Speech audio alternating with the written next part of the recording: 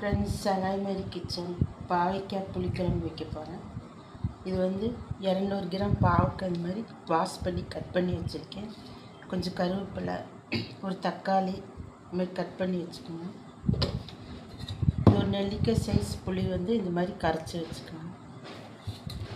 இது 10-20 சின்ன வெங்காயம் இந்த மாதிரி கட் பண்ணி வச்சுக்கோங்க.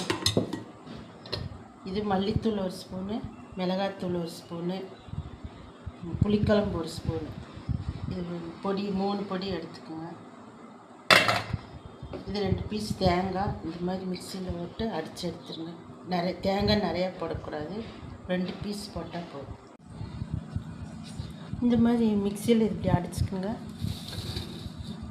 புளி தண்ணியில் இது கலக்கிக்கணும்.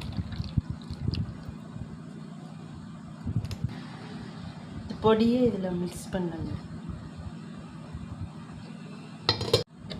இந்த மாதிரி மிக்ஸ் பண்ணி வச்சுக்கோங்க.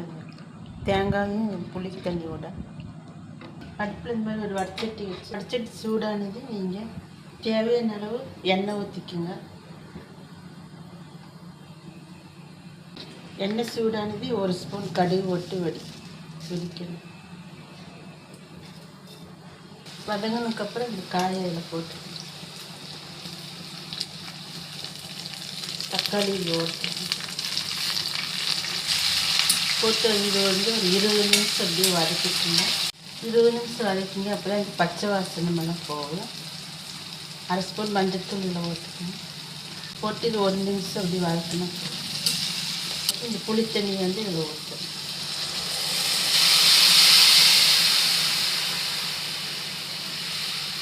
தேவையான அளவு உப்பு போட்டுக்குங்க. உப்பு போட்டு இலக்கிட்டு நல்லா வெந்து வரணும். 2-3 கொதி வர்றப்போ நீங்கள் பாரு மூடி வச்சுக்கோங்க. இது மாதிரி திறந்து பார்த்துக்கணும். இலக்கிட்டு மல்லித்தலை, கருவேப்பிலை கொஞ்சம் பச்சையாக போட்டு, நாட்டு சர்க்கரை 1 ஸ்பூன் போட்டுக்கோங்க. மேலால் கொஞ்சம் தேங்காய் ஊற்றிக்கணும். அவ்வளோதான், பாவக்காய் புளிக்குழம்பு ரெடி ஆகிடுச்சு. நீங்கள் இந்த மாதிரி செஞ்சு சாப்பிடுங்க, நல்லா டேஸ்ட்டாக இருக்குது. இது ரைஸ்க்கு, இட்லிக்கு வச்சு சாப்பிடுங்க. சாப்பிட்டு எனக்கு எப்படி இருக்குன்னு கமெண்ட் பண்ணுங்கள், லைக் பண்ணுங்கள், ஷேர் பண்ணுங்கள், சப்ஸ்கிரைப் பண்ணுங்கள் ஃப்ரெண்ட்ஸ்.